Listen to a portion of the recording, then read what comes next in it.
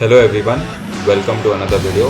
This is Harsh Pallava and today we are going to talk about lease rental discounting, which is one of the prominent methods to model the financials of a commercial real estate property. So let's get started.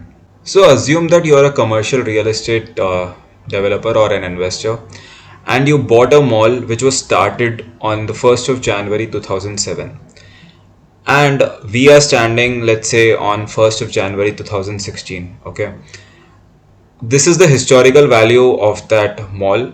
Historical value in the sense the value as on the 1st of January 2007.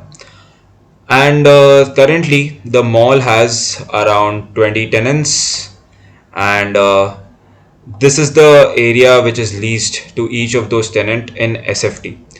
So the constructed area is 61 lakh SFT and the leasable area is 55 lakhs SFT. So if you just go ahead and sum up all of this, it comes to around 51.42 change, and this, which is the leased area as on date. Okay, so this is the constructed area, this is the area which can be leased, and this is the leased area as on date, which is as on 1st of January 2016.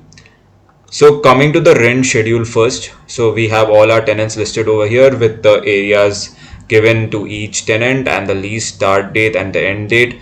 The period, the lease period is nothing but the difference between these two dates in years. So this is 16 years, and the rent per square feet per month is 2.282. Okay, and the annual escalation is 4.4%. All right, we will be building this model till 2030.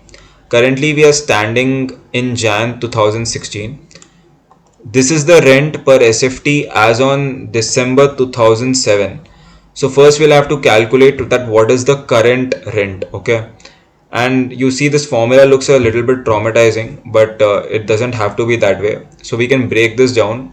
So if $3 is less than $F4, so what we are saying is if Jan 2016 is less than the lease end date, then H4 is nothing but the rent per SFT. H4 is increased by the annual escalation to the power of, this is the quotient, basically the division of the difference between Jan 2016 and the lease start date.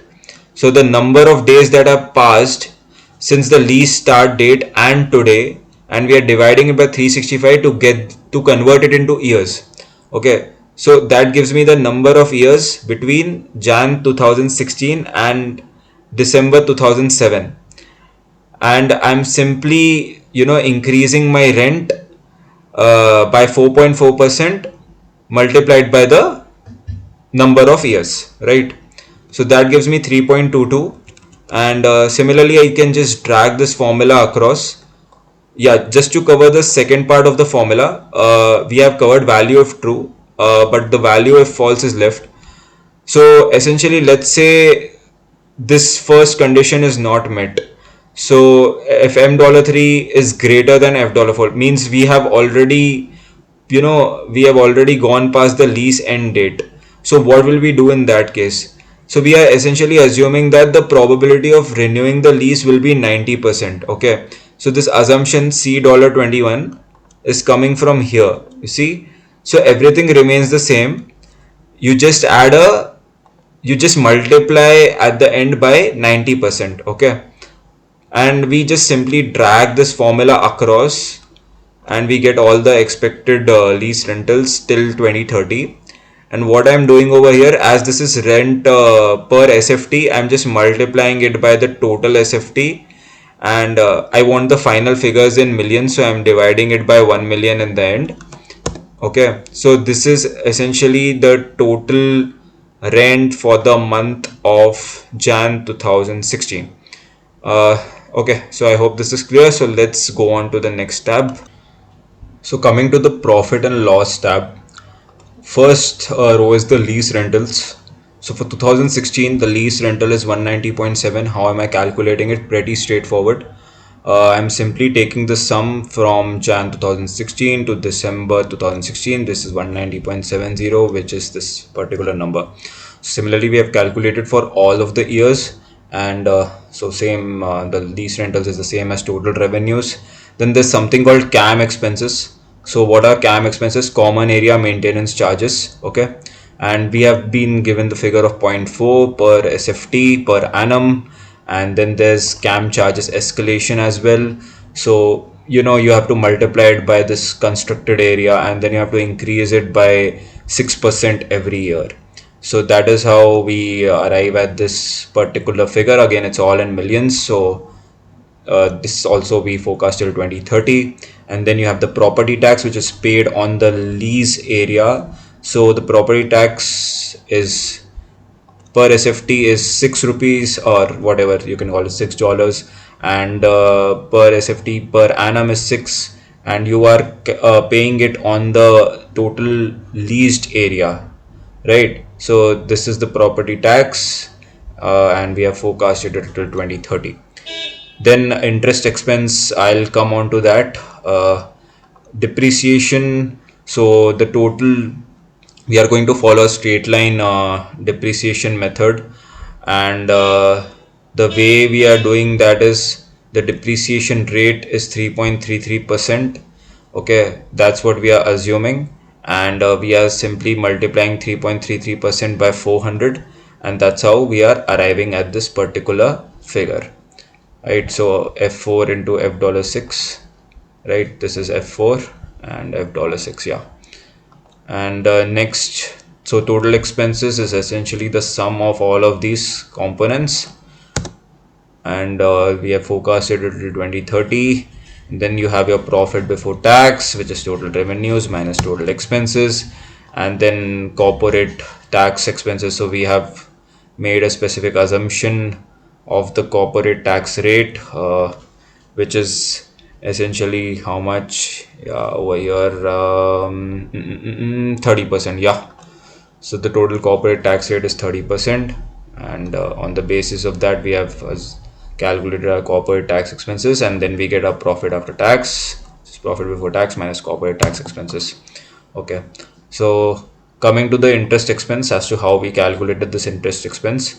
So we have to go to the repayment schedule, the debt schedule, and repayment rate, we are assuming it to be 6.67%. The way we are calculating it is, so as this model is spread over 15 years, we are going to assume that we are paying 6.67% each year.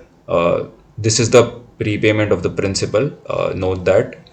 And the opening balance, so if you see over here, it is assumed that we have taken a loan of 400, and the debt value, debt by value is nothing but the overall debt used to finance the property.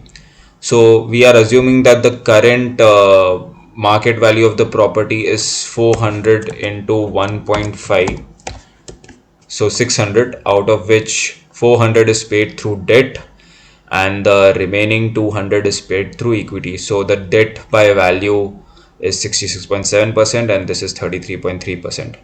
Okay, and then, so the total amount is, loan amount is 400, and which is the opening balance over here. The repayment rate is 6.67%. So how much principal repayment am I going to do in the year 2016, which is simply 400 multiplied by 6.67%, which comes to 26.67. And the closing balance will be 400 minus 26.67.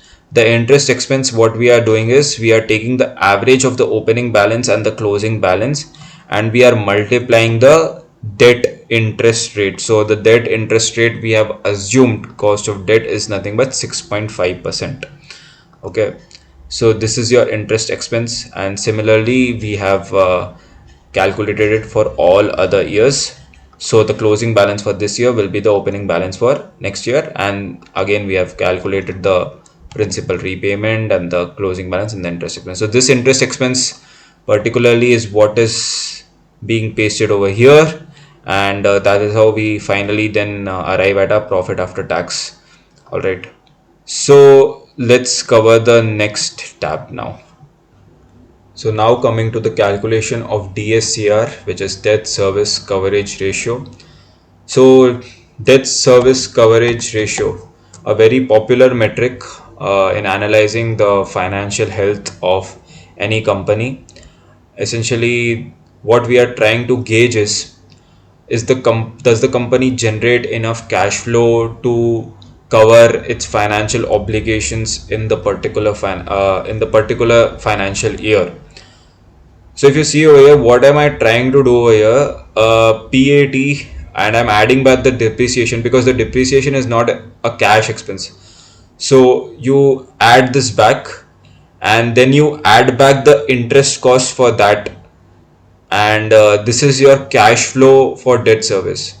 So what this conveys is that this is the total cash I have in my hand before making any principal repayment or any interest repayment. Okay, so this can also be called as net operating profit after tax. You can name it that as well. Now this is the interest expense for 2016, and this was the principal repayment of 2016, and I've summed these both over here. Okay, C12 plus C14, and one sec, yeah. So how are we calculating the DSCR? C10 by C16. So the cash flow for debt service divide by the total debt service, that is the total interest expense and total principal repayment for that particular year, and this comes to 2.29, which is considered to be healthy. So anything below 1 is considered unhealthy, and banks usually do not give out loans to corporations having a DSCR below 1. So it's necessary to have a DSCR above 1 in all cases. And then we have just dragged down this formula for years until 2030, and the average DSCR, we simply take the sum of all NOPATs, the net operating profit after taxes, from 2016 to 2030, and divided by the sum of the total debt servicing from 2016 to 2030, right? And this comes to 4.77087, which is a pretty good ratio in this case. The minimum DSCR is what I have done is I've just applied the minimum formula. So this is essentially a very brief explanation of how do we model the financials of a commercial real estate. And if you like the video, make sure to hit the like button and click on subscribe as well. And see you in the next one. Thank you.